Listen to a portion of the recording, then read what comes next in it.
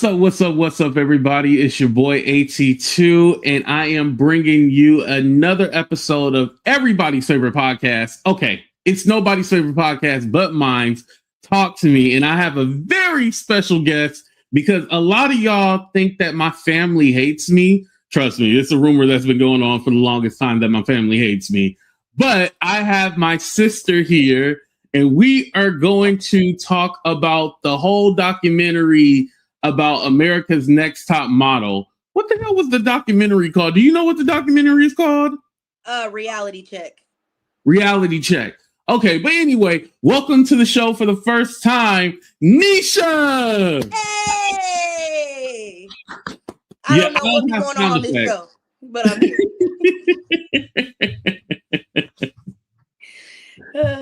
And my lawyer will be sending the contracts over for my pay. Well, listen, I ain't got a lawyer, so ain't nobody gonna read it. So. You know what? Let me go ahead and put that in there. You know what? I do got like a little round of applause sound effect. There we go. There we go. Oh, okay. I didn't hear it. Oh, it didn't. Oh, you couldn't hear it? No. Oh, okay. That's weird. Okay. All right. Well. This show got the Wendy Williams budget. No, we got the Sherry Shepherd. She getting canceled. You don't know how hard it is for Black women to have a show. Like, girl. Right. Well, shit, let's just go ahead and hop into it. What did you think about Sherry Shepherd crying them crocodile tears over Tyra Banks, people judging her, quote unquote? Listen, Miss Sherry, respect, okay? That's all I can say. She's been an actress for a very long time, so I don't ever want to take anything away from a Black woman. But girl, you know, read the room. Read the room. And to just kind of excuse everything by saying like she was a Black woman opening doors for Black women. How many Black women won America's Next Top Model? I'm sorry. Like, I can only think of one. Eva and Danny. Oh, yeah. She was a winner. Yeah. She's in the Danny is in the documentary. Yeah. Yeah. But then again, like, I checked out and I vaguely remember America's Next Top Model. So don't get me to lie. But I know a lot of them were white women who won. So right. Let's not try to sit here and play like she was a pioneer out there in them streets. She was not the Harriet Tubman of TV shows. Right. But I think, with Sherry, she's drawing her own personal experience into it. And it's all like, if you're not just looking at it from the standpoint of like what those women went through and how that show was just basically, it was a show. It was not to jumpstart any modeling career or anything like that. Like, there is some accountability that has to be taken. And yeah, you are going to judge the person who was the head of it because Tyra Banks was the executive producer.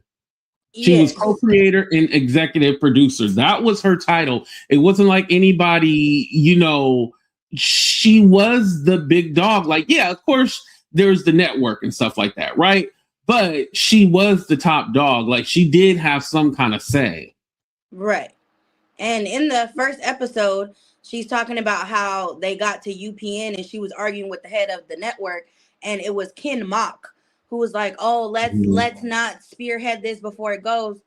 I would have been like, shut up. I'm not talking to you right now. I'm talking to him because I'm arguing with this person. Because why can't we have a Latina? If there are 12 girls, 10 whites, 1 Latina, and 1 Black. Whoa. Like, he said that like it was just like it was the other way around. Like it was 10 Blacks and 1 white girl. And he was like, this is unacceptable. Like, no. Right. He saw 1 Latina. He said, what you think this is, BET? Like, girl, act with some decorum. Like, yeah, and and that part was crazy. So in episode 1, they talked about how like they had to find a new girl, a new replacement, and they found, I believe her name was Giselle, was her name? I believe it. Yeah, Giselle. And they had to, hire, cast her on the show because Les Moonves, that's the one that banned Janet Jackson after the Super Bowl, and then he had allegations of being a sexual assault, and he ended up getting fired. And yeah, he was the head of CBS. Yeah, he's a horrible person, by the way. So I believe the story. Like, don't get me wrong, I believe the story. Like, he's a horrible person. But you know, even with that said, like, you know, there was different people that came in and, you know, had a say, because, you know, you got to answer to the networks. But, you know, it's still like a part of, like, Tyra was a part of a system that she barely had any say in. And I'm talking about the modeling industry, you know? And so I really feel like with Tyra, she knew what these agencies, these modeling agencies, and the experience. And so she was trying to basically navigate the girls into how that world is going to be. It's going to be harsh. You know, if you weigh 120 pounds, you need to be 100 pounds, you know, and it's the sad reality and the sad truth. Just like on the first season, the black girl, I believe her name was Robin. She was the plus size girl, but she literally has a flat stomach and she is thin, and she was called the plus size girl. Wasn't that crazy? Yes. They were like, oh, well, if you're not a size 2, you're plus size. So everybody in America? Because you talking about a small group of people who are size 0s and 2s. And you have to think they casted the 0s and 2s. So out of, if 10,000 people auditioned, they picked 12 0s and 2s. Or like 36 0s and 2s to narrow it down, or whatever the case is. Because you have to think, if they were automatically like, oh, what size are you? Oh, I wear a size 4. Fat ass. Like, I'm not even that big. Right. And then you have to factor in height. Like, if you're taller, because not to fast forward, but Whitney was like the first plus size winner. And when she came on, she said she was a size 6, but she was 5'10". So I'm like, I don't see a size 6. Like, to me, she did look like a size 4 because she's also stretched out. But I'm trying to see where a 6 is, because she didn't have a belly. She looked fine in a bikini. Like, I don't see where you see 6, but it's your story and I'll let you tell it. You said it, so I agree. Right. She was, you know, I would say she was skinny. Like, I don't even want to say, oh, she was kind of thick. Like, she was skinny. And like, that was the crazy part. Like, these girls were literally skinny. Like, even when I look at, you know, and I feel like Takara, she was the one who paved the way for Wendy. Like, she was considered a big girl, but even her, like, I think she was top heavy. That probably helped. But like, even her, like, she didn't have like no huge stomach or anything like that. So it was just crazy. Like, they were calling these girls plus size. But again, with Takara, like, you knew, like, they were all like, oh, we can't find clothes for you and stuff like that. That was done on purpose for the show. Like, you have a girl who's larger than the other ones. Like, you telling me, like, you guys didn't think like, oh, we need to have clothes ready, available for you to wear. Like, why would you have, you know, a size 1 dress and this girl is size 4 or 5 or whatever? Like, come on now. Like, be fucking for real. Like, you know better than to do that.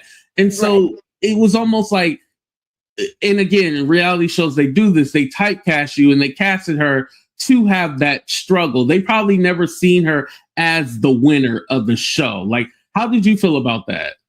Yeah, I mean, 100%. It was like they just wanted to do like a storyline for reality TV. Because even when you walk into high-end department stores, and I'm just gonna take Nordstrom, it's not the highest end, but it's a high-end department store. They sell like your Chanel's, your Karl Lagerfelds, like all of your designers in there. Those dresses go up to at least a size 10. They go up to at least a size 10. So you're trying to tell me y'all couldn't have ran to Nordstrom real quick and got that girl a dress and came back? Like, be so serious. There is plenty of stuff that you can get and not and try to embarrass her. And then what kills me is the lady who's fitting Takara talking about, well, you got to know the how the game is played and blah blah. Girl, your face look like leather and like you've been smoking for 45 years and your hair is stringy. So who is you talking to? Because that's what I want to know. You out here looking around, you walking around looking like Jim Crow, and you want to talk to me about how I got to be skinny to fit into something. You is not cute. You ain't doing nothing either. You don't fit no fashion standards either, because you don't look a size 2 yourself. You look a good 4'6". So who are you Right. talking to, man? Like, that's why I could never been on one of them shows, because I wish you would have told me some mess like that. I'd be like, girl, if you don't get out of my face and just put this damn dress, I'll walk on your show butt naked. Like, I don't care. Y'all about to see all this flab. That's what you about to see. You want to see plus size? I'll show you some plus size. But that was also the thing too, like the people, the staffers and stuff at the photo shoot and the runways, they were rude to the contestants too, not just Tyra. So it's all like the whole production needs to be under fire. Then, you know, if you go and blame Tyra, like we gonna get Tyra the business. Don't worry, you guys. But, you know, essentially like her making that comment about, oh, you should expect it. Like, no, that's not right. You know? Yeah. Because when do you also speak up? If you're the executive producer, the co-creator, the founder, the mother, the this, the that, and you want to change the game, you do have to step in and say something at some point. But also, these people on here playing like, oh, it was terrible. You didn't say nothing. You didn't say nothing either. And we done all been at a job where something is going on and you just be like, I mean, they didn't do it to me, so you know. Right. You know, something else that I was shocked about was that there wasn't a lot of people who chose to, you know, like the contestants to be a part of the documentary. Like, because I thought Takara would definitely be one of those. Like, it seemed like they only had like 5 girls, right? Yeah, I think for this one, I heard the E1 does have some different people on it. Okay. And then they've also been saying for the Netflix one, they weren't paid. Yeah, I heard that. So, yeah, they said like, oh, they weren't paid because if we paid you, it would have swayed your judgment. No, I would have talked about it regardless. I don't care if you gave me $0 or 15,000. I'm still mad. Listen, you need to give me some money for my pain. Like, you know, you need to give me something. Like, you telling me like you can't pay me nothing. Like, I could see why people didn't want to do it, because like, yeah, like if you ain't gonna pay me, I ain't gonna do that damn show. Like, no, screw your documentary shit. Right. And also it's just rehashing like old stuff. I feel like the people who went on there wanted to be vindicated to like tell their side of the story. Because you had Shandi, you had Danny, and then you had Giselle. Her story wasn't as like, I don't want to take anything away from her experience or her story, but it wasn't like as extreme as the other two I said. Yeah. And then it was Whitney. I don't know what the girl in the pink name was. Shannon, maybe? From Cycle 1. I remember that. That's all I remember. I think Shannon. Yeah. Shannon, so Shannon, what was her name I just said? Joanna or something like that. The one that had the snaggle tooth. And Whitney, they was singing praises. Cause like Whitney, oh, I got my teeth fixed. She said, got a bag and fix my teeth. She came on there like, I mean, it was, you know, looking back, I should have spoke up. But at that time, I was getting my teeth fixed. So like, I don't know what y'all talking about. And then Whitney on there like, they just didn't have things for plus size models. And it was rude. But Tyra opened so many doors. I would not be able to walk in anything if it wasn't for Tyra. So you had 3 people like, nah, I'm about to tell my side. I'm getting, because y'all spun the block on me and made me look like the problem. No. So you gonna hear my story. And the other 3 were like, well, I didn't see anything wrong with it, but I hear there was bad stuff.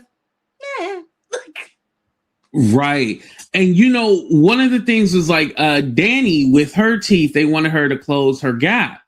And, you know, they said that the following season, there was a white girl with a gap and they said, oh, we're going to make it larger. We're going to accentuate it. It was all like, wait, why couldn't Danny keep her gap? And so it was like one of those double standards, but it kind of falls into that situation where Tyra thought like, okay, well, this is a black girl. The standard is different for you. And it's unfortunate, but I can see that give and take. You know, what are your thoughts about that? Yeah, I knew when I saw that, because again, I don't remember a girl getting her gap widened, so I was like, oh, I checked out by then, so I don't know. Because even when they were showing clips, like I could remember bits and pieces, but I was like, I Yeah. don't remember that. And then but she was like, oh, we love your smile, we're gonna widen it like Lauren Hutton. So I looked up the model. She modeled in like the 60s, 70s. So you mean to tell me she had a gap when Danny came on there, and you didn't think the gap was okay for her? Okay, so Right. and you supposed to be this supermodel, I know everything model, Janice Dickinson, whatever. How is it, Dickinson or Dickerson? How do you say her dang name?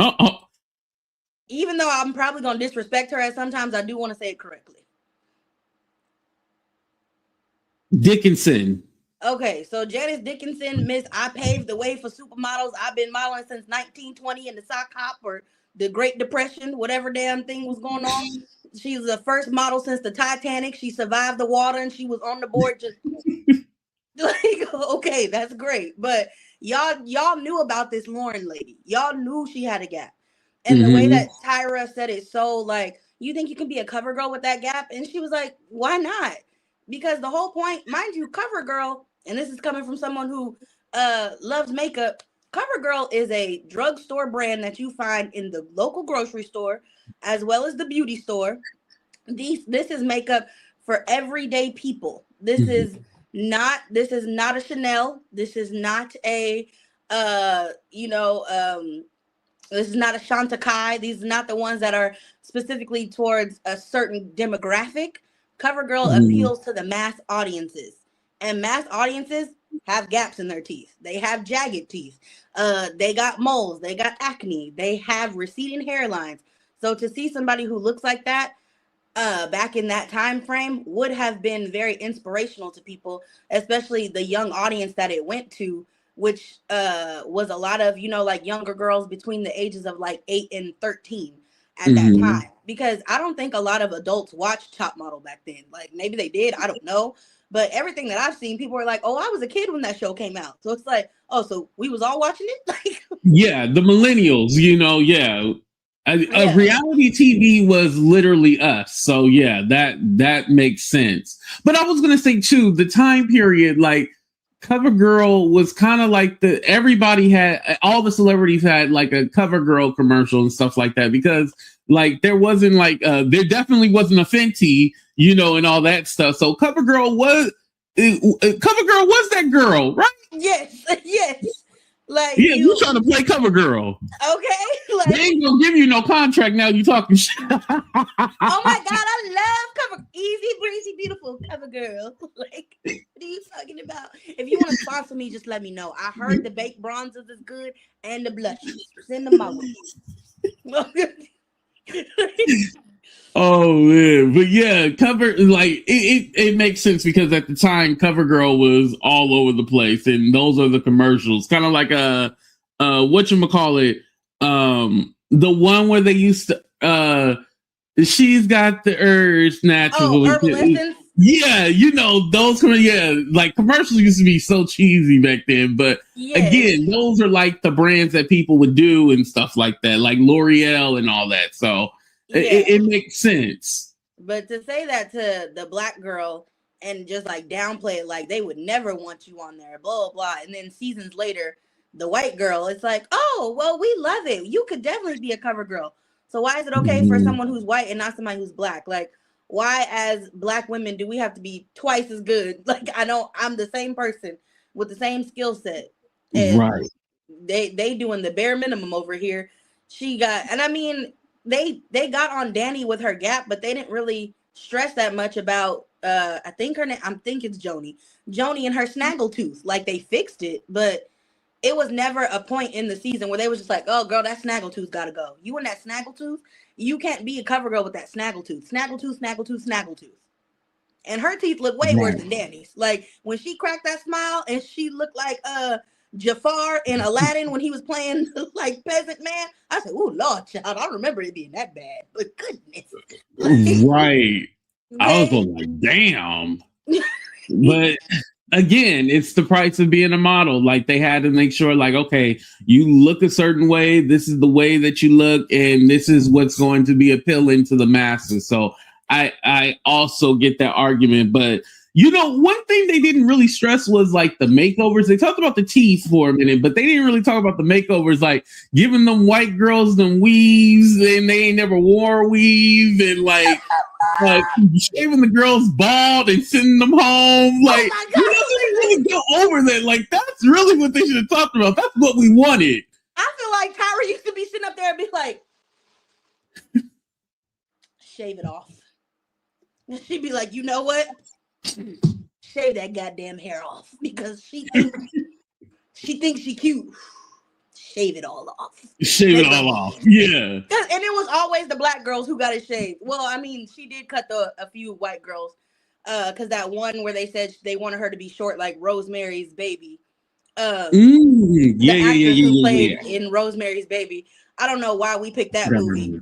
But okay. But yes, and them girls would be sitting there getting them weaves for the first time. Like,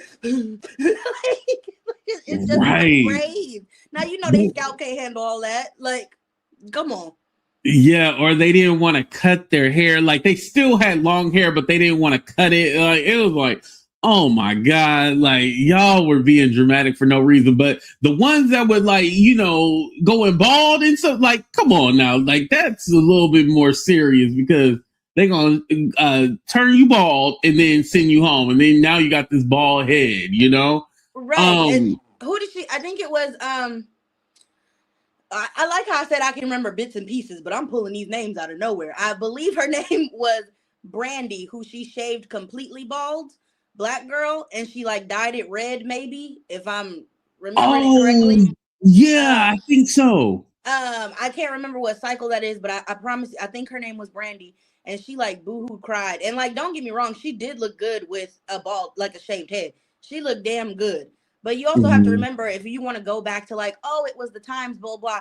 Back in those times, natural hair black girlies, no hair black girlies, you getting made fun of. You getting stoned. If you ain't got no hair on your head, you getting called all types of names in the book. Like, don't nobody want to be with you. And again, that was the times and it was not appropriate. But it's like, you can't pick and choose when you want to say it was the times. Because like, you knew you did that to embarrass that girl. And you knew it wasn't going to work out. It wasn't going to go well for her. And our hair takes a lot longer to grow back than anybody else. Like, right. It ain't coming back within 6 weeks, just inches on inches. Like, you got to sit there and baby it for a while and make sure that you take care of it to get it back healthy and at the length that you want. So, yeah, I don't. Right. But she used to terrorize people with them clippers. You call her Edward Scissorhands at that point. Right. Tyra did not care. She was going to shave you bald either way, you know? Like, that was crazy. But, you know, something that I want to address too was the makeovers where they would change their ethnicity and stuff like that. Like, I mean, you want to say, oh, that was the time. No, that wasn't okay even in that time period, you know? That wasn't okay. No, and the fact that she did it twice. Yeah. I didn't know she did it. I didn't know she said double back. Like, she spun the block on that photo shoot and was like, yeah. And then they showing her, because I guess the second time, Tyra took the photos. Because you know how she executive producer, co-creator, now she's a photographer. Like, she everywhere. But it was the producers. I had nothing to do with it. Nothing. Right. But she was like taking the pictures, and it was she made the girl Egyptian, and she said, show me how the Egyptians would struggle. Huh? Yo, that shit was funny. I just feel like she was back there just, come on, Kimberly. You are an African American woman. You are struggling. Food stamps, like, okay, I don't. Yeah. Didn't one of the white girls say, yeah, I felt so empowered because she was a black woman with a fro? Like, I was like, what the hell? Like, I'm a strong black woman and I don't need no man to take care. She came up on as soon as they painted her face. She said, black brother, I love you. I never dry. She had an Angie Stone wig on. Rest in peace, Angie Stone, but she had an Angie Stone wig on. And then they had the nerve to have a child holding the child. Like, I was all like, yeah. I know she was holding that child. She's brown skin. You know I love your brown skin. Just had her in there. Oh, I'm sure to this day she was just like, you know, Beyonce was singing about me when she was saying right. When she said brown skin girl, I felt that. I was there because I too once was a brown skin girl holding a baby. That was my blue Carter, blue Ivy.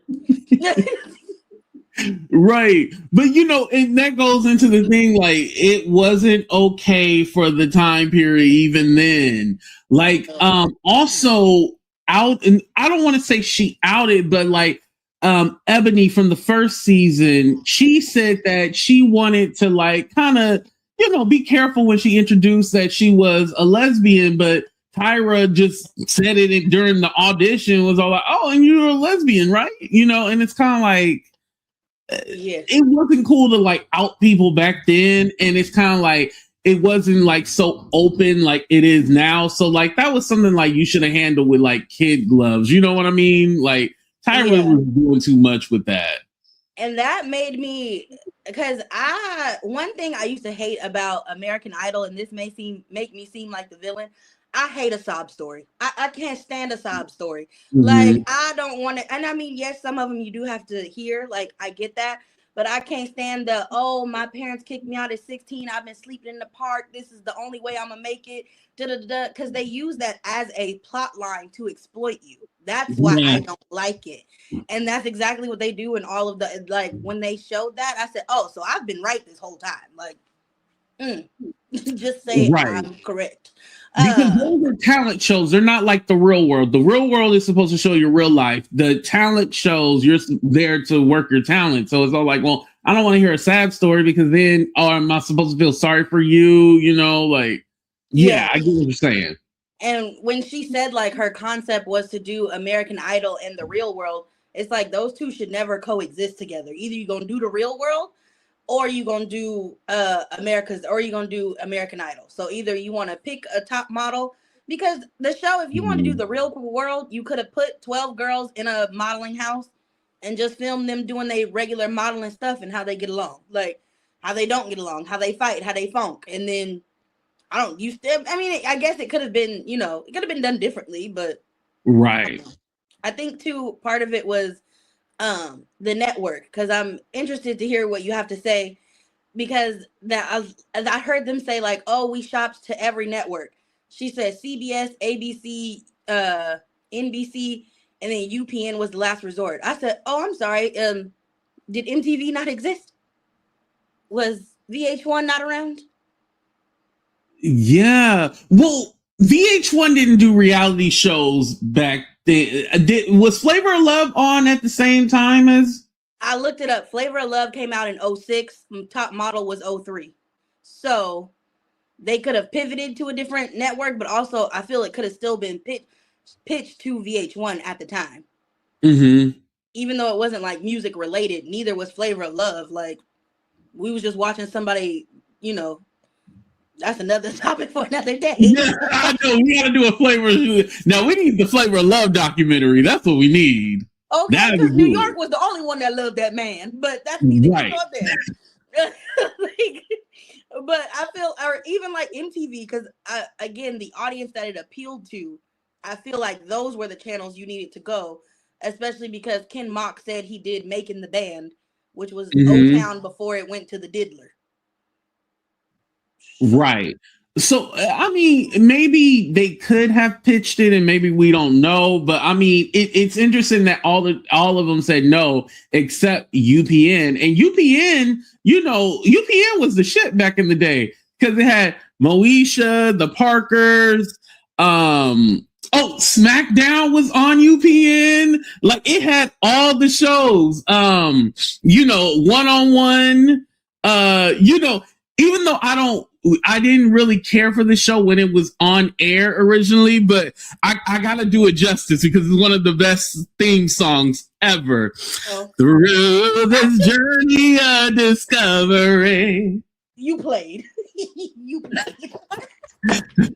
I'm finding you, I'm finding me. Finding you, I'm finding me. Now that I have someone special who brings out the joy. I'm dead. I think too, where was UPN was WB. So it was the WB, then it was UPN, and then it was the CW. So I think in another WB and UPN were separate, remember? Well, then did they merge? Yeah, and they merged, and that's why it's the CW now. Okay, there it is. Because I think it was like a Wayans Brothers, some special somewhere, some long time ago. Yeah. They said that was like the only place black shows would get played was like the WB. So yeah, WB used to have the shows too. I just thought, thank you for bringing that up. Yeah, the WB, but you know, UPN, UPN was the shit. Yeah. I mean, that's where most of the ethnic shows were. I don't remember watching shows on ABC, watching shows on NBC. Like, I was watching the WB and UPN. I feel like there were no black shows on those networks, you know? Yeah, a lot of those other channels, like American Idol, but listen to what the name of the show is and what, like, you know, we're trying to find a singer. Okay, that's easy. And it's family friendly because it's a singing competition. And they didn't focus on the people. And they lived in a house too, but they didn't focus on that. They focused solely on the competition. And that's it. Right. So that's why, going back to what I said earlier, it could have been done better. If you were just solely focusing on the competition and left them in the house out of it, then we wouldn't be here today. We wouldn't have nothing to talk about. Right. But if it didn't have all that drama, would it still been able to work? Like, you know, as far as just following girls in a modeling house, I don't know. Maybe you needed to have the competition part as well as the documentary style, as they want to call it.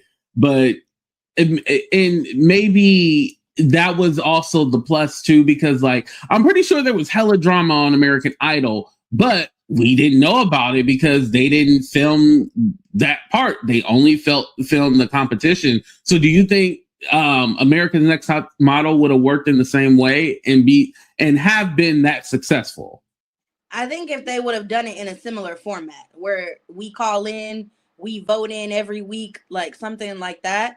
Because it didn't have a live aspect. That's what kept American Idol going for so long, was it had the live audience, the live aspect. So among the like photo shoots, maybe every week they do a live catwalk. So like they do a live runway show. Just get some random designer. It could be anybody because Baby Fat was on there. True. I saw Kamora on there being mean. I said, "Oh, I know you not. You got black children. I mean, black children. Okay." Whatever. But you know, that maybe that could have been the live part. The singing part would have been them walking, and then the judges, you know, talk about their walk, and then you show the picture up live, and then that way you can vote that way because you're voting on their picture and their walk on the runway, and it gives people more interaction with the show. I think that's also what made American Idol so successful, is we got to interact with it as an audience, even though, you know, Jennifer Hudson was robbed, but that's right. That again, a story for another day. But that's also I like Fantasia more. I have to be honest. I like Fantasia more. Jennifer Hudson should have made it further. I didn't say I didn't like Fantasia. Yeah. Don't try to put me on here like I don't like me some Fantasia. Yeah. Because if you don't want me, then don't talk to me. Yeah. Go ahead and free yourself. But don't talk to me. But I think also too, with the way that the show worked for America's Next Top Model, this is also how they got in trouble, because let's talk about the Shandi issue. Definitely someone should have stepped in, and I think not just because she was drunk and stuff like that, because yeah, that's one thing, but they were also in a foreign country, you know, like it's a lot of stuff with it. You would just think they would have more protection over their people in a foreign country. But for those of you who don't know the situation, Shandi ended up hooking up with a guy that night, but it wasn't really a hookup because technically she was drunk off her ass and she shouldn't have been in that situation where she was drunk and there was a guy there able to take advantage of the moment. It was bad. What were your thoughts about the Shandi story? She was sexually assaulted. Let's just call it what it is. Because Mm. if you cannot consent to sex, then you are being sexually assaulted. That's just the nature of it.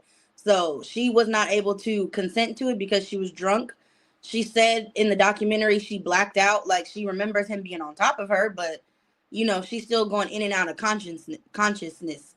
And I just, with that many people in the room, nobody was disgusted because, and then I got to think the cameramen were probably white males. So there's that, they don't be disgusted by a lot. But I would not have been able to stomach and sit there and watch, because I for sure would have been like, hey, maybe I don't want to be in the room with that. Like, I don't want to record that.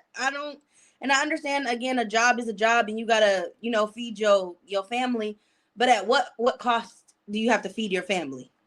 I never Right. understand why people just don't feel the need to want to speak up or say something of what's right, because at that time that was wrong. Nobody in the house said Mhm. anything. All of those girls were not that drunk. And I remember her season, she had Joanna. If I say any of their names wrong, I do apologize. April, who were two like very straight laced, um, not too crazy. I don't want to do too much. Like, I'm here to do the competition. Especially Joanna, she was like kind of that mother hen type energy, and Mhm. just wanted to really be there for the modeling competition. And I don't know, I don't know in which sequence it was filmed in, but when they showed the clips, and when they did the photo shoot in Milan, they were praising Shandi's photo, and you just see April and Joanna look like, I no, they were like, we got to get rid of her. That's what it looked like. And I mean, again, it could be reality in how they cut it and how they edited, but it looked like, because they were like, oh, Shandi, you were the photographer's favorite. You're the best thing he shot all year. Like, all these praises, and like, instead of being Mhm. like, oh wow, that's awesome, they're both just like, okay, like, so it's like, did they see an opportunity to be like, well, that's on her to make that decision, like, whoopsies, like, don't want to Right. say anything. Because I mean, at the end of the day, unfortunately, it is a competition. So some people are like that, even though maybe they didn't mean to, or that wasn't their intention. It's like, well, I just, I'm a mind the business that pays mine. And this ain't me. This Mhm. don't got nothing to do with me. But someone should have spoken up. Someone should have did something, because I mean, obviously the guys weren't going to, but some girl in that house should have pulled that girl to the side and been like, hey, let's go get some water. Let's go drink. Like, let's try to get something in your belly, something hey, you getting a little too cozy with him. What's going on? Now, if she want to fight and tussle with you and be like, get away from me, I'm grown, I make my own decisions. Okay, I did my part. Yeah. I tried. And again, them just filming it happening, and they tried to frame it as her cheating. They even named the episode "The Girl Who Cheated." Like, Right. And then had Tyra all of a sudden talk about cheating all of a sudden, like, oh my God. That was such a setup right there. Like that was came in the next night talking about, my boyfriend cheated on me and I told him. And she be killing me when she want to try to act extra black. Like, she just be so right. irritated. She puts on a caricature, Yeah, caricature. a charcuterie of a person. And she was like, my boyfriend cheated on me. And I was like, you know what? You can flirt with whoever you want to flirt with. But when you come home to me, you better do me right. It's like, what the hell advice did you just give her? And then, Shandi, you look sad. Are you okay? What happened, Shandi? Mm. We all make mistakes. I'm not judging you, Shandi. 2 seconds ago, you just said your boyfriend was a dirtbag. Right. You were judging. Yeah. And then brought her on the show for the reunion to air it after she said, I don't want to see it. Oh, that was That girl Tyra. ate watched a piece of the footage of nothing, and then they recorded her. telling her boyfriend, like the fact that she said I cheated, either she really thought she did or they coerced her into saying that she cheated. Because there's no way you can say I cheated on somebody if you can't remember the act of the cheating. Like, and that don't nobody take that and run with it. Like, if you're right, I don't want to hear everybody's gonna say they drunk now, so yeah, that'll be the new excuse. I don't remember doing it, so it couldn't have been me. Yeah, like, we're talking about a certain case, you guys. This is the case that we're talking about, Shandi. So yeah, if you are that drunk, she said she had like 2 bottles of wine, not a lot of food, and you also have to think these girls were 100 and some odd pounds. Talking, they weren't eating really. Yeah, we're talking 105, 106, maybe 114 at the biggest. You can't handle no 2 bottles of wine. Now, me on the other hand, 2 bottles of wine, that's a cup of juice. Like, I can make all my decisions, but she was not under the influence to make a conscious decision to sleep with that man, and for him to take advantage of it. Right. And when she said they made her call him to be like, oh, did you use protection? Do you have STDs? Like, y'all are sick. Y'all are sick. Yeah. And I think also too the fact that it was so put in her face and her forced to have that conversation on camera with her boyfriend, and just like all the ramifications of, you know, having that moniker as like a slut because he said you stupid bitch or something like that to her. Like, it was like, whoa, like he cussed her smooth out. I said, oh, goodness gracious. But I mean, I think you have to put yourself in that position of a man being cheated on. Like, you would be upset, wouldn't you, if that's what your girlfriend called to tell you? Oh yeah, you all kind of bitches and sluts. Yeah, like, let's not even lie. You know, like, yeah, you would say that in, you know, a scenario like that, and he doesn't know what happened. I'm pretty sure he knows, you know, after she got back home, but he didn't really know what happened. So again, like, you do have that. I don't want to say he didn't know anything, so he's just going based off of real raw emotion, you know. Yeah, and I don't even think he would still know anything to this day unless you watch the raw footage, because he still saw the edited version that we all saw, which did make it seem like she was cheating. Like, it made it seem like she was enjoying it. She was there for the party, like having a good time. That's what you do see. But and then when they especially Ken and Tyra, because Tyra pissed me off when they said Shandi, and she was like, Shandi. Okay. I don't doesn't ring a bell. I don't know a Shandi. Tyra didn't know nothing. Okay, she was like Shandi, Shelly, Shandi. We had a girl named Sharonda. Is that who you're talking about?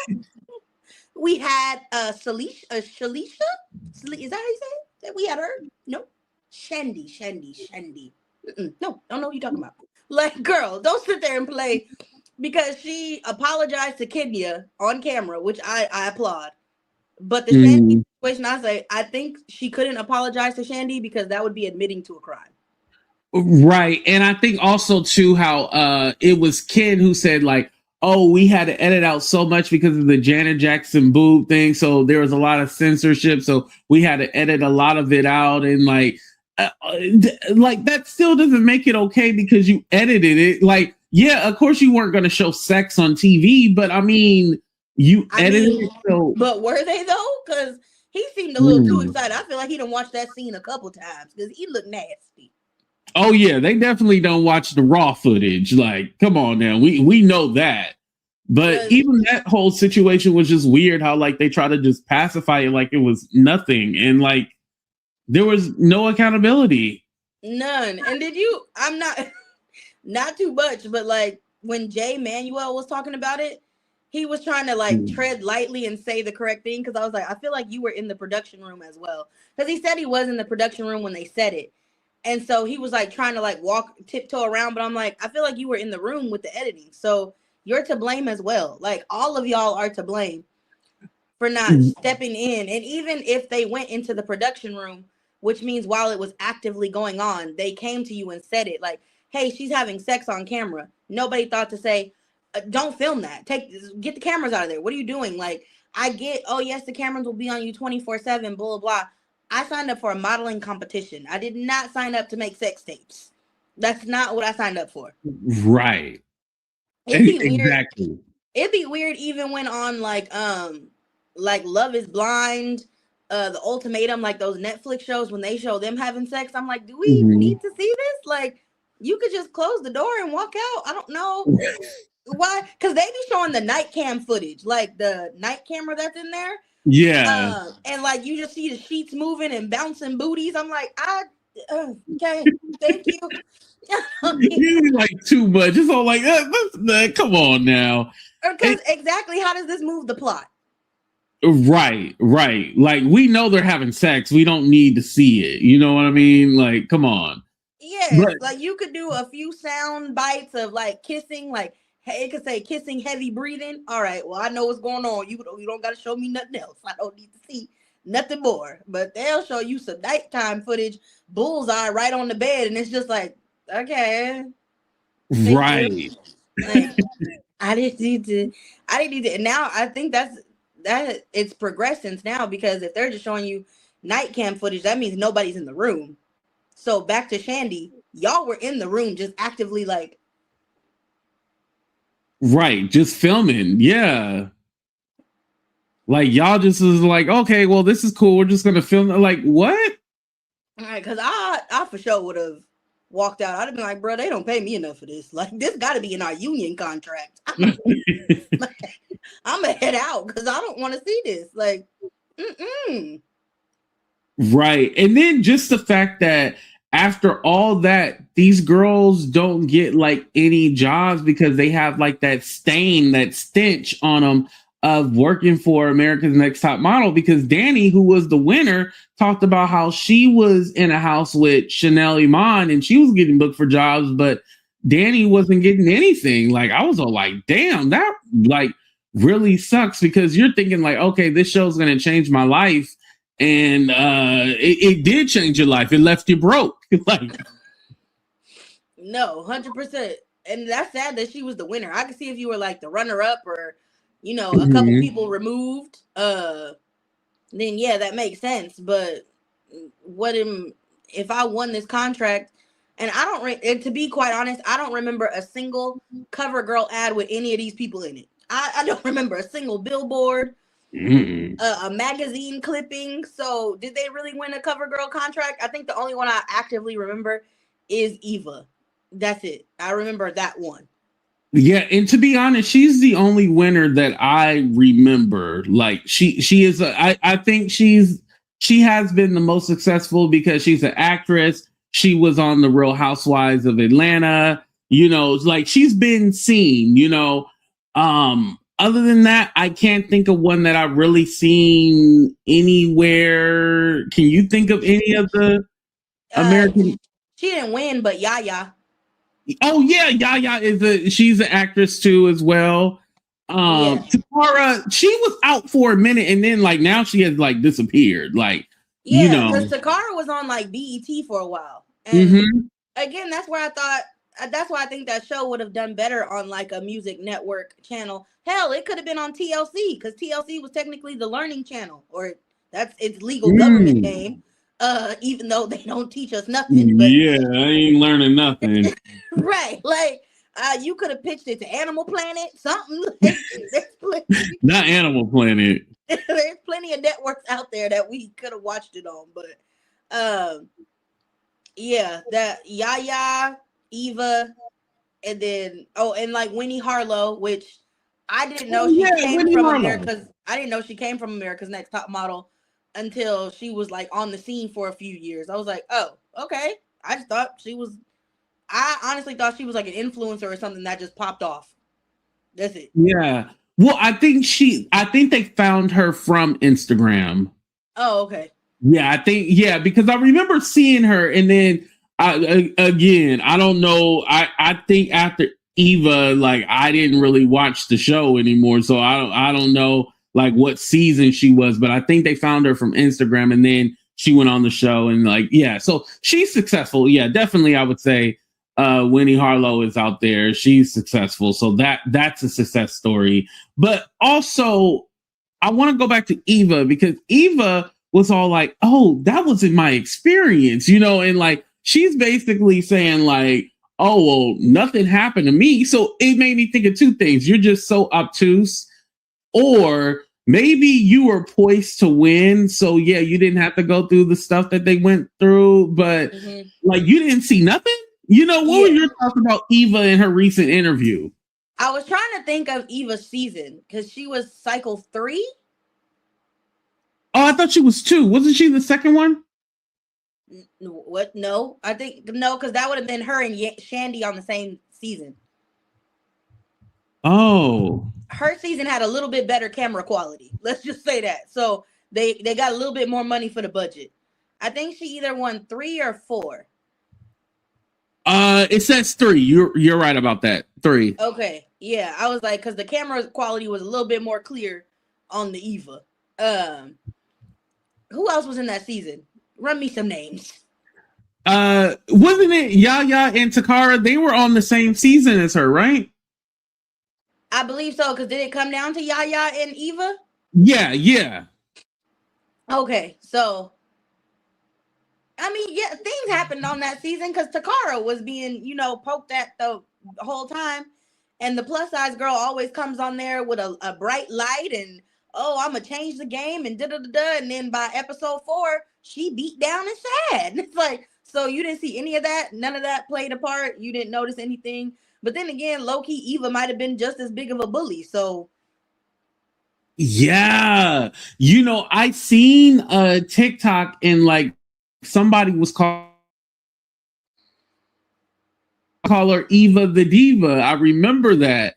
And they said like she was a bully. So yeah, of course she didn't have the same experience. And so, that's got me thinking like, okay, well, was she kind of like picked like she was going to win? And so everything was just kind of easy for her because again, like it was exposed by, I think it was Jay Manuel, like he would have a completely different photo for the girls, but then he started to notice like they would pick the bad ones and then certain girls would advance further and he would have to make sure like, oh, we want this girl to last longer. So make sure she got a good shot, like it was like little stuff they were doing in production to make sure certain girls lasted longer than others. And obviously that was based off of their personalities and who they quote unquote liked and stuff, So Eva was probably one of those. Yeah, because Eva was back then. Eva was acceptable black because she was like Tyra, light skin, colored eyes. They love a good light skin with colored eyes, child. Them be the ones right there. And it's like, and Yaya was not even that dark. Like she was maybe a shade or two darker than Eva. I remember she did have like acne on her skin because they would talk about retouching her photos and how she needed to clear her face up. But she had like the natural hair. She had the natural hair. She was very Erykah Badu-ish. And it's like, oh, this is not what people are going to accept. So you can make it far, but we're not going to pick you. Yeah. That was another thing. They would tell the girls like, oh, your skin, ew. And like, oh my God. They were horrible to them girls. Like, come on now. Like, yes, because now we can circle back to Janice with that because that's all she did was talk about people like, oh, she needs to lose weight. Oh, she's fat. Like the things that she was saying, I'm like, there's no way, especially if Tyra was so disgusted with her behavior as an executive producer, I would have fired her. I'd have been like, you're not going to sit up here and talk about these people like a dog in the street. Like, that's what you're not going to do. You're going to talk about them with some respect. If you want to critique them, because she was not critiquing them. She was clearly bad-mouthing them and like talking about them like they owed her money and they ain't paid her back yet. Like, girl, I don't know you. Like, what are you doing? You can say like Miss J and Jay Manuel, they did make little, catty comments here or there, but I will say theirs was more so about the modeling. Janice was just like, you look like a fat pig. You need to stop eating. Whoa. Like, right. Like, yeah, dog. I don't need to. What is you talking about me for? You're so ugly. You look like a Teenage Mutant Ninja Turtle. Where did that come from? Like, I don't understand why you got to talk about me like that. I didn't do anything. Your skin looks like it's been put through a cheese grater. Ma'am, so does yours. How about that? So does yours. Right.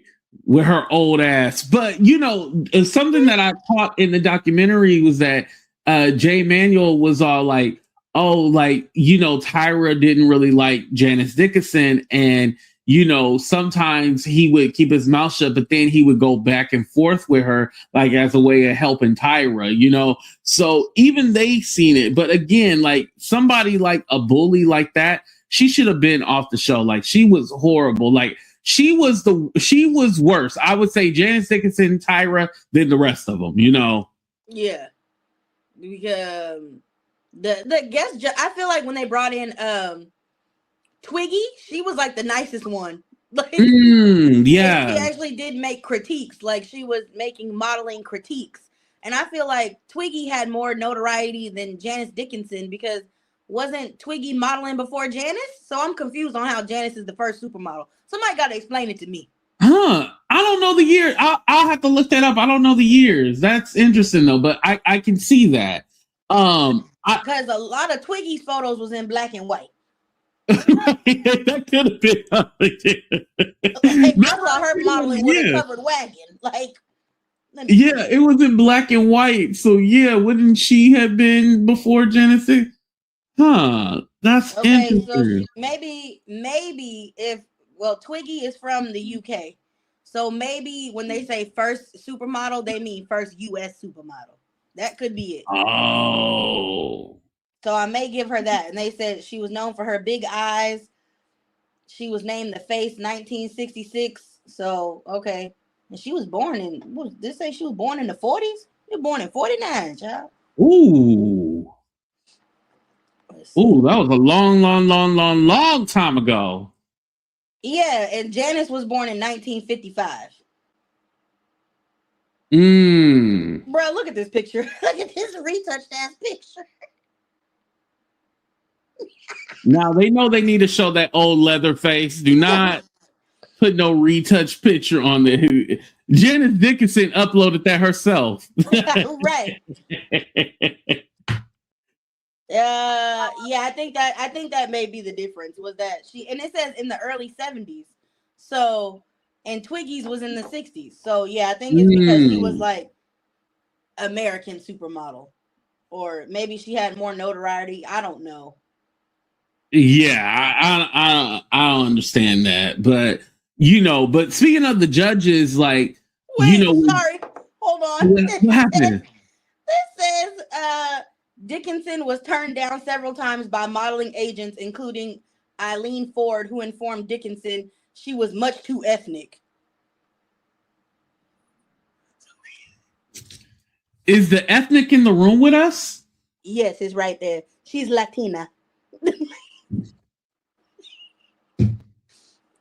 Who?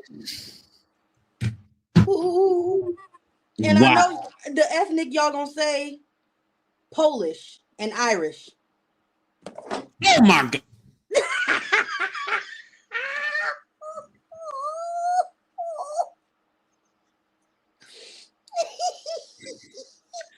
So this is the end of our show. I'm just kidding. Just you're much too ethnic, Polish and Irish. All right.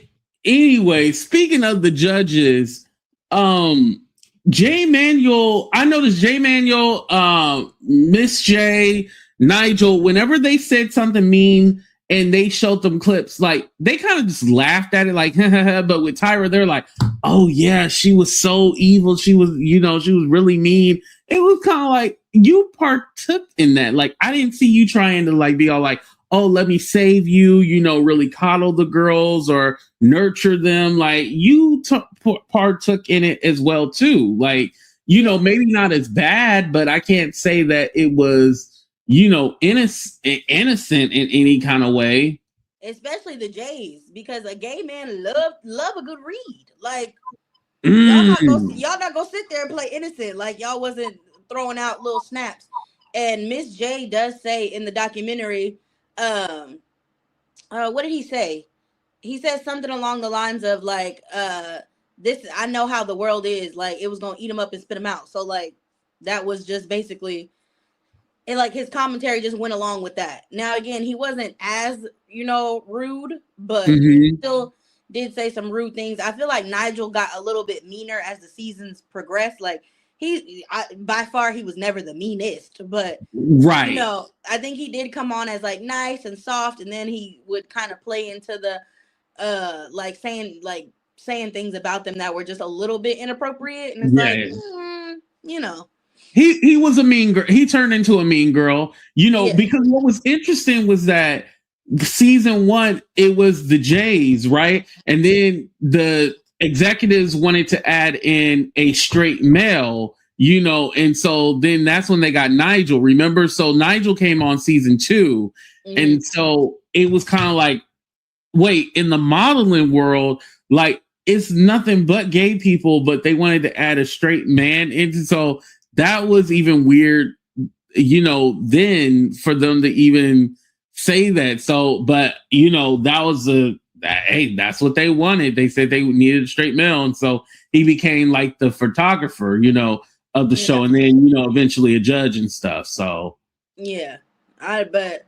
need to be held just as accountable, especially because Jay, with his story of like, oh, I tried to quit and like, but you stayed on for like 8 more seasons. Right. I ain't never got stuck at a job. If I quit, I quit as soon as I put in that 2-week notice. Right. Lights out. He said he was worried about being blackballed and stuff like that. That was his excuse for still sticking around. But then he was upset when all 3 of them did get fired. And what was interesting was that they asked Tyra, like, "Oh, do you want to talk about it?" She was like, "No, I'd rather talk to him personally." She's not going to talk to him. You got to do the pursed lips. No. I think I should call him. He's a good man.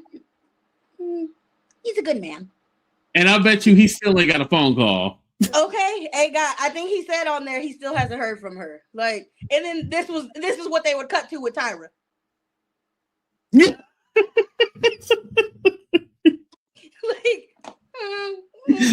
And why was she sitting up there in that damn Inspector Gadget trench coat? Like, bitch, what the hell is you about to go? She was killing me. I just, did Tyra take this seriously? I don't think she took it seriously. I wouldn't have left Australia for that, because first of all, I would have been like, what's the premise of the documentary? What is y'all talking about? Oh, we're gonna talk about the show, we're gonna do this. No, thank you. I'm not going. Like, if you're gonna badmouth me, just badmouth me. I don't need to be there to do it. Like, I think she would have benefited more from not being on camera. Right. And the whole excuse, like, it was the time, and this is what we did then, and it's not acceptable now, and I know better. No, Tyra, like, it was like, oh, I did some effed up shit, and you know what? I'm taking accountability today for it and moving forward, blah, blah, blah. And I'm going to reach out to the girls and have a conversation with them. And, because even with Danny, I felt bad in this part where she said, like, Tyra told her, like, years later, like, she should have, like, helped her or protected her, something to that effect. And, Danny said it hurt more because Tyra knew she was struggling.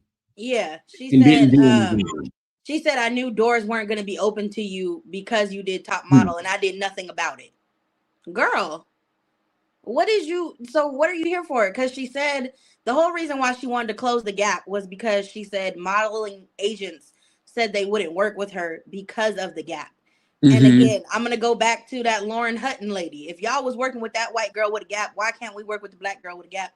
But I digress, because the real issue is that she's black. You need to go ahead and call a spade, and she was darker than Tyra. Had Eva had that same gap, no problem. Right.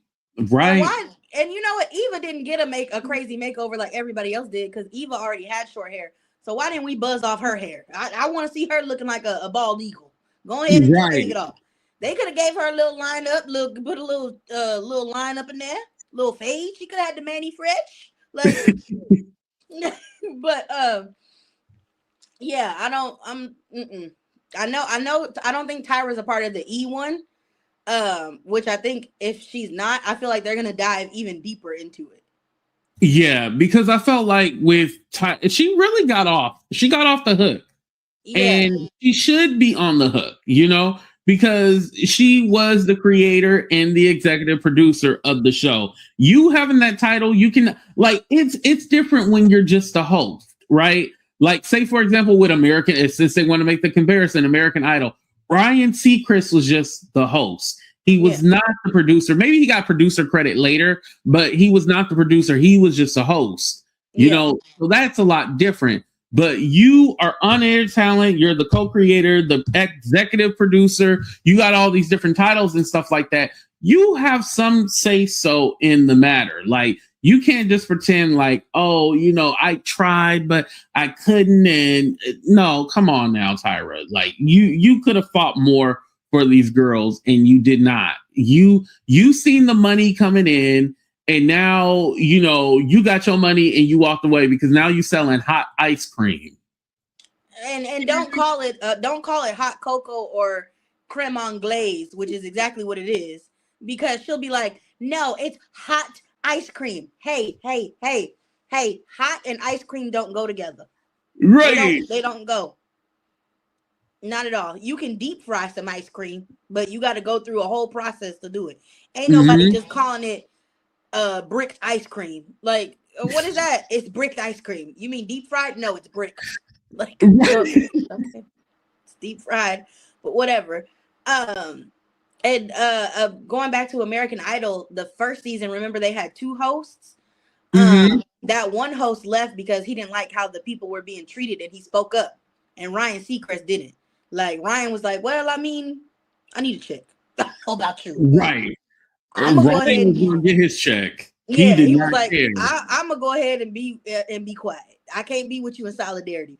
And I'm the person who will speak up and be like, y'all with me? Nobody? Okay. Anybody behind me? You know what? I'll walk alone because I can't put up with it. Like, y'all not about to sit here and play me and have me be a part of this. So she definitely could have said a lot and done a lot more. I think too, Ken Mock is the skate is not getting his lashes. Yeah, and neither is UPN as a whole company. Like because that they had that lady on there, don't know her name, doesn't matter. She was white.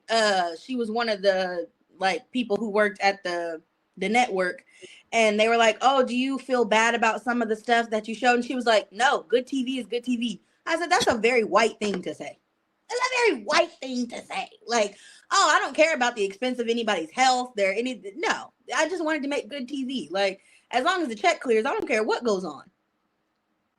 Right. Let them do a scandal on your raggedy husband who done cheated on you with a boy, and now don't put that on TV. Oh no, it makes for good TV. Put it on there. I want to see it. Put it on.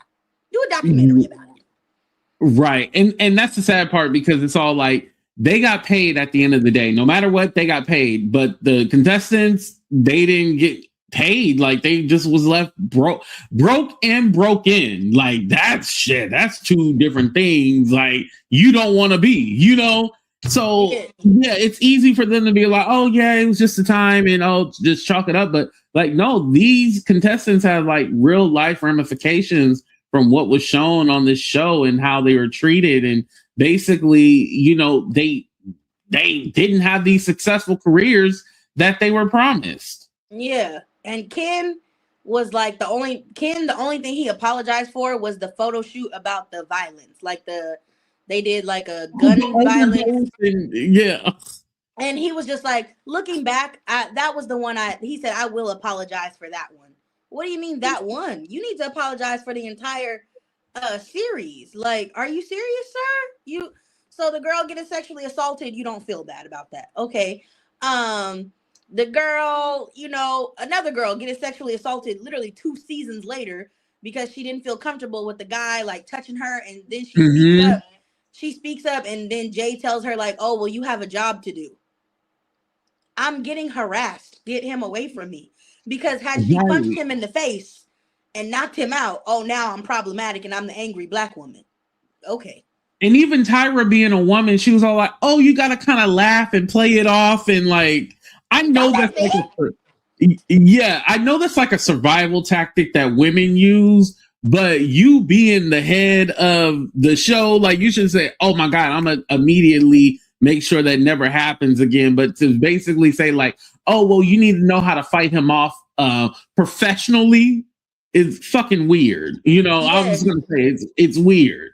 Yes, and I didn't like how even Nigel responded to that in the documentary because he said, "Oh, there were cameras Mhm. around, the same cameras that filmed Shandi getting sexually assaulted. Those cameras? Oh, okay, right. Right, Like, right. what is y'all talking about? None of y'all are trying to take any accountability. And I mean, again, the Jays and Nigel, they do better, and now they on like this little Temptations press tour over here, trying to get. They on a world tour, literally. I said, not Belle Biv DeVoe over here. They just they on they comeback tour. They sitting on couches. They talking with everybody. Just they say, you know what? Shift it to Mhm. Tyra. We Tyra. She had did it. Yeah, I felt bad in the moment. And like, I mean, I get it. Looking back, he did. I think Nigel did say like, there's nothing wrong with saying like I messed up. I apologize and things like that. And it's like, yes, that is very true. But you three also need to acknowledge that you were part of the problem as well. Right. And during the documentary, I did feel bad for Miss J. So Miss J had a stroke Yes. and, I can't walk anymore. And he was teaching the girls how to walk runways. And so Yes. that, so ironic, right? But when they had said like, "Oh, has Tyra came and visited you?" And he was like, "Oh no, but I talked to her last week and she said that she's gonna come." Right. Last week, mind you, this man had a stroke in 2022. It's 2026. Like I'm just all like they were really exposing Tyra during this documentary, and she's just over there, quote unquote, smizing and like not even realizing, like, yo, this don't make you look good, like at No. all. That the him having a stroke did break my heart because they said he was in a coma for 5 months. Like, Mm-hmm. and these are things you obviously you don't know unless you follow him like that. And honestly, ever since I watched the show, I never thought twice about him. Once I stopped watching, all those people left. I didn't care about any of them. Not to say that sounds so mean and harsh, but Yeah, you don't think modeling, about it, yeah. yeah, modeling was never a career that I thought to get into. So therefore, I felt no need to follow those people. Uh, Mm-hmm. but yeah, to sit there and be in a hospital for a year and a half after being in a coma for 5 months, you can't walk, and you've known this man since you were 16, 17. He taught you how to walk, and you can't pick up the telephone to give him a phone call. You can't FaceTime him. You can't go to the hospital and sit with him for 10 minutes. It don't even got to be long. 10 minutes. You can't sit? Child. Right. And it's crazy how, Nigel and Jay Manuel like kept in contact with him, but you would think, and they went to visit him too, but Tyra didn't go and visit him at all. Like, you Ken that Mock busy, didn't go. Tyra? None of them people went. Like, and the cold part was her sending the Mm. flowers and then him getting fired the next day. Oh, yeah. When they all got I said, not you knowing he was about to get fired and you go send flowers for the birthday, like, happy birthday. And he was like, oh, she sent me flowers. That's nice. I would have been suspicious then. Like, she sending flowers for. You ain't take Yeah, nothing from and me. then like basically they couldn't give the real reason why they got fired. They had to like, the network already sent a statement on like they're going in a different direction. We all know that means you got fired. Like Yes. And I mean, honestly, I didn't know that they were on the show for that as long as they were. right, a long time. Because again, like I don't think I watched. No, I don't think I didn't watch Whitney season. They said she was season 10. I thought she was in like season 7. I said, oh, okay, well, uh, Oh, I thought it was like season 20 or something like that. Like I thought it was like way down the line. Shit. no, she was in 10, and like you know what? While I got this Wikipedia pulled up, let me go and look down the winners, and I can tell you what season I was like. I checked out of this. Yeah, Okay. like I remember Eva. Like that's what I remember. So for me, it had to be season 3. I feel like you watched it a little bit past that. You may just not remember fully. Yeah, like oh well, it had to be Danny. I think Danny was after Eva, right? Danny was 6, so there was a 4 and 5 in between there. Oh, okay. Yeah, I'm all like, yeah, I don't remember. I just remember there was a few. Yeah, shit. Let me see. Model winners. Yeah. Well, while you look that up, Tyra announces that, oh, be ready for season 25. After this documentary, I thought like, no, like it needs to be a period, like the end, done. Yes. I don't need Season to. 25? Yes. She had us. I said, what is we do? Season 20 for what? I don't need to watch it. Like, first of all, you don't need to have a modeling competition in 2026 because guess what? They can find you on Instagram, TikTok, whatever. There's no need for the competition.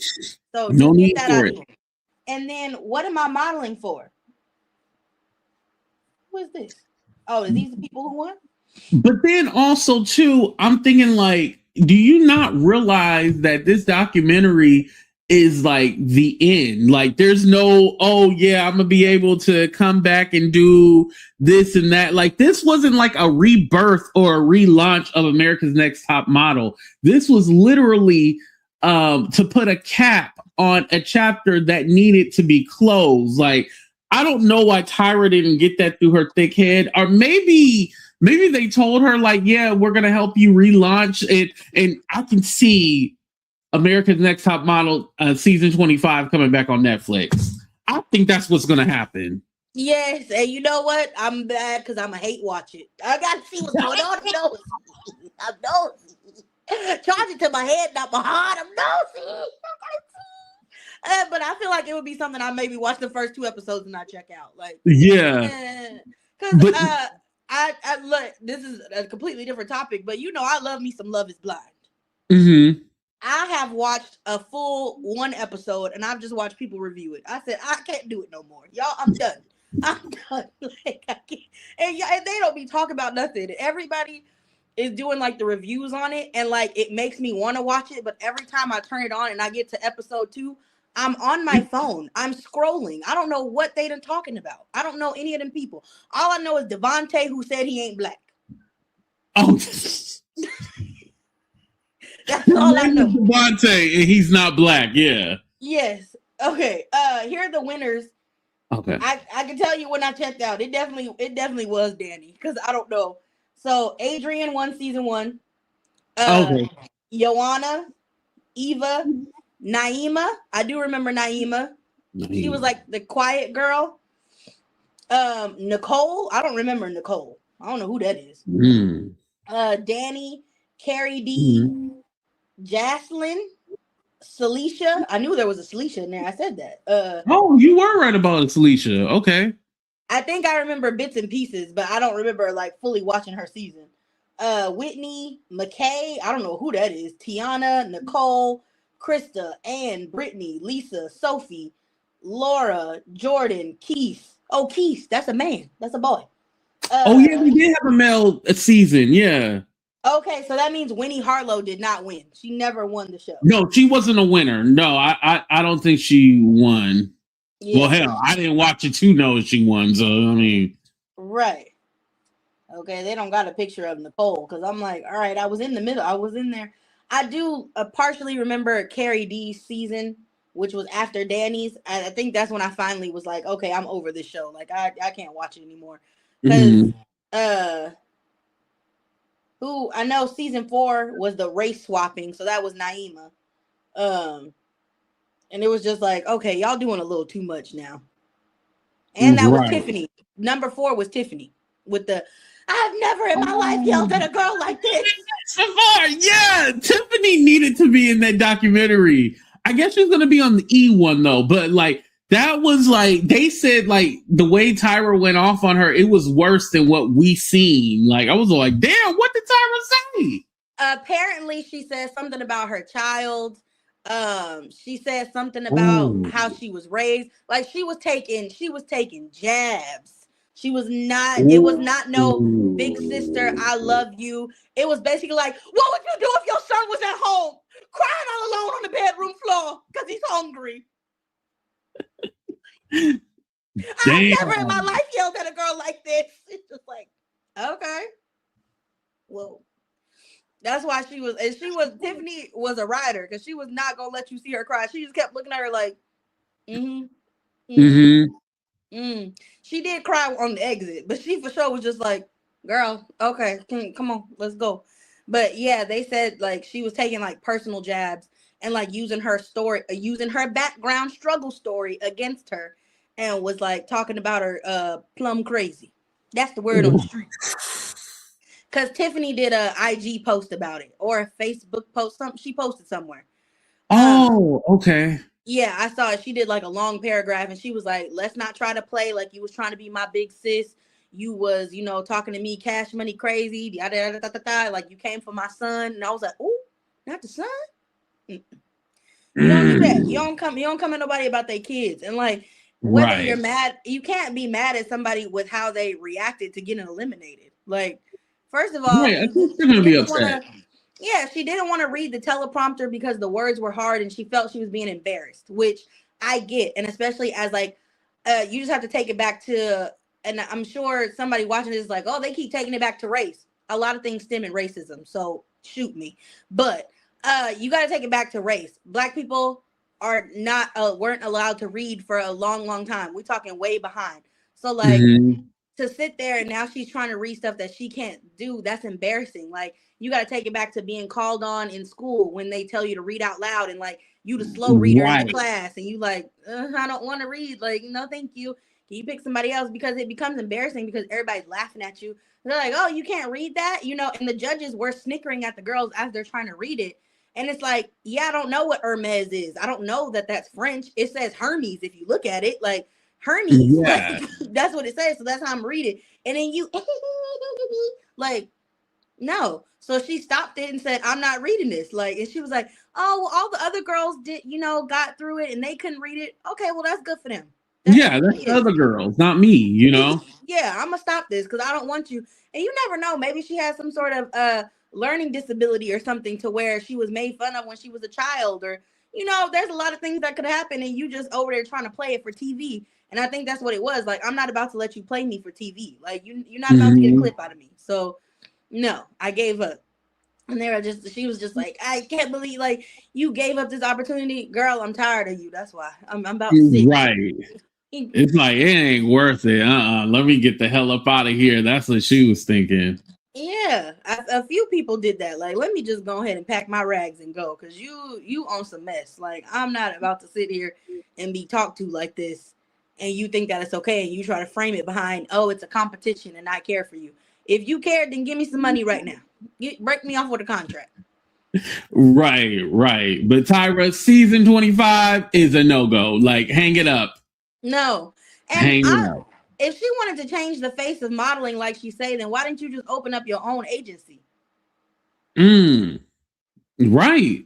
So if she opened up better, Yeah, I feel like that could have been the premise of the show. Like, oh, I'm Tyra Banks. I'm opening up my own agency. I want to find the best models. Okay. So now you're trying to find people for your agency and get them through the doors. But the thing is, she was so deep rooted in, I had to go through this. I had to struggle. I had to fight. They did this to me and blah, blah, blah. So they going to do it to you too. It's like, I don't like people like that. That's the whole like, oh, well, it was bad for me, so it's going to be bad for you. Like, why can't it just be easy for me because it was bad for you? Don't you not want that to happen to me? Like, let's not share those experiences. How about that? Right, exactly. I totally agree with you. And she was talking about, she was like, oh, when they showed her like early modeling videos, and she was like, they don't want to work with a black girl, or my nose is too wide, and am I ugly? Girl, no. Let's stop. Right. The next documentary I think they should do is the Tyra Banks show, because that show, oh Lord. You over there preaching about kiss my fat ass and then turn around, you look fat. You look like you put on some weight. You look, yeah. And she was like, and as much as I want to change the modeling industry, this is just what it is. So you don't want to change it then. Right. Because you're not doing anything. Like, standing up for people is not anything new. You're not a pioneer if you do it. It's just like you just tired of taking people's stuff. You can take Lizzo, for example. Lizzo was just like, you know, when she was bigger, you gonna see this. I'm gonna wear a crop top. I'm gonna be in little booty shorts, and you gonna like it. I don't know what else more to do. Like, this is the body I'm in, and this is the body you gonna like. And the fact that Lizzo was a whole vegetarian and she was big, like, so. Oh yeah, she was. Yeah, she was a vegan. Yes, thank you. She was a vegan. I think now she does eat meat, but yeah, she eats meat now. Yeah, and I think it was to lose weight, if I'm not mistaken. She said she had to add in like protein and stuff like that. Yes, and not to say that if you vegan, you're gonna be big, but that for her journey to lose weight, they said you got to add in some protein. So there's that. But yeah, you're not doing anything like crazy. You're just being yourself and just showing the world like, F you. This is what you're gonna have to accept. Either you like it or you don't. Because honestly, I'm tired of seeing people who are stick thin with no personalities. I'm about sick now. Like, you can think of any like sitcom, the funny fat black friend, or you know, the funny goofy friend, the funny dumb friend. Like, they are never the conventionally attractive one, but they got all the personality. So like, go on and get somewhere. Because they even said what is it? Raven Baxter was big. Come on now. Be serious. Right. Raven was not big back then. Yeah, it's crazy how the times have changed. Like, you know, the beauty standards of then, and now the girls got the BBLs that look like ant booties, and like, you just all like, what the hell is going on? Like, why does your booty look that way? Yes, I mean, I can't get one because my BMI is crazy, but if I could, I'd be looking just like you would get a big old dunk. Listen, I remember this what is it, a joke from like Def Comedy Jam, like, or Comic View, like way back in the day. She said, ass so big you could sit a cup on it. Like, or like, I want a stupid booty. Like, I just want to knock shit over. But then they said like BBLs, because it's like the fat drainage, like it stinks. And I said, oh, never mind. I ain't never gonna be funky now. Yeah. They say the BBLs be stinking. No. Hey, you ain't gonna never talk. You could say a lot of things about me, but you ain't gonna never say that I stink. That's one thing you ain't gonna do. Ding, ding, ding, ding, ding. Ain't never been funky. Yeah, we took showers at home. Like, I don't care. Like, yeah, being funky was not an option in our household at all. Okay, not this day and age. You ain't gonna never call me out about being stank. It's body care right behind me on that damn bookshelf. Right. And that's the same bookshelf that I was filming at, by the way, when I was over there at her house. Yeah. I think it's a little bit. Wait, was it this full? Did I have both? Yeah, I did. Yeah, I think, you know what? I forgot you rearranged the room. Like, no, it was the shorter ones. It was the shorter bookshelves that you had when I was there. Oh, okay. Then, yeah, it was on the other side of the room. Yeah, now it's more full. Yeah. Oh, I see. Yes. Okay. Well, so the people can keep up with your life. Where can they follow you at? Because now you're a big star on TikTok. No, I made one little Cardi B jacket video, and now like I get notifications like mine are turned off, but every time I log into the app, they show me like how many likes, comments, and I'm trying to like everybody's comment, but it's like, it do be overwhelming. But I still like everybody's. I at least like it. I don't respond to all of them, but I do like it. If they, I respond to the ones that make sense. But Instagram that's a good question, because my name is gonna change, but I won't change it until after you air this, in case you want to follow me. Nisha's low buy, because it's about makeup, although I be buying stuff and it don't be low. So and TikTok is Nisha be snacking, although I've never posted a food video. Huh. You ever posted a food video and your name is Nisha Be Snacking? I think I did. I think I've posted like 2. Yeah, I had made like an ice cream sandwich one time, and then I posted about some Harry Potter popcorn. But Oh yeah, the names definitely need work, but okay, Nisha be frauding. I don't know. Nisha be fraud. Yo, that's a good. No, that's probably not a good one for the long term. No, never mind. But for those of you who want to follow her, yeah, those are the names for now. And then we'll work on it later. But at least for this show, those are going to be the names for the foreseeable future. So don't worry about it. But again, thank you for coming on. Like, this has been a great show. Like, we've been on for an hour and a half. Like, shit. I know. Thank you for having me, even though you was late. Yeah, I was definitely late. So we're in a completely different time zone. And I was thinking 2:00 my time. And I was like, oh, I got a missed call. Oh, she's texting me. Oh, she's doing this. And I was like, damn, she's really eager to do this. And it's all like, oh shit, I'm late. Yo, I was 30 minutes late, y'all. I am horrible. I definitely apologize. I said 2:00. I said, did he be 2:00 next year? Like, goodness. Hey, it's 2:00 somewhere, as they say. You're right. You said 2:00 Australia time. You was out there with Tyra at the ice cream shop, smizing. Just right. Right. It definitely wasn't. It wasn't your 2:00. I'll say that. Yeah, I definitely was on a different kind of 2:00. Right. But again, thank you so much for coming on. I can't wait for people to see this episode and just enjoy it. So again, thank you for coming on, and she'll be back definitely because we got to review the one that's going to be on E. So yeah, we have to review that one. So she'll definitely be back soon, you guys. Yes, thanks for having me. And see y'all when I don't see y'all. Yeah, and tell the people bye on the count of 3. 1, 2, 3. Deuces, everybody. Bye.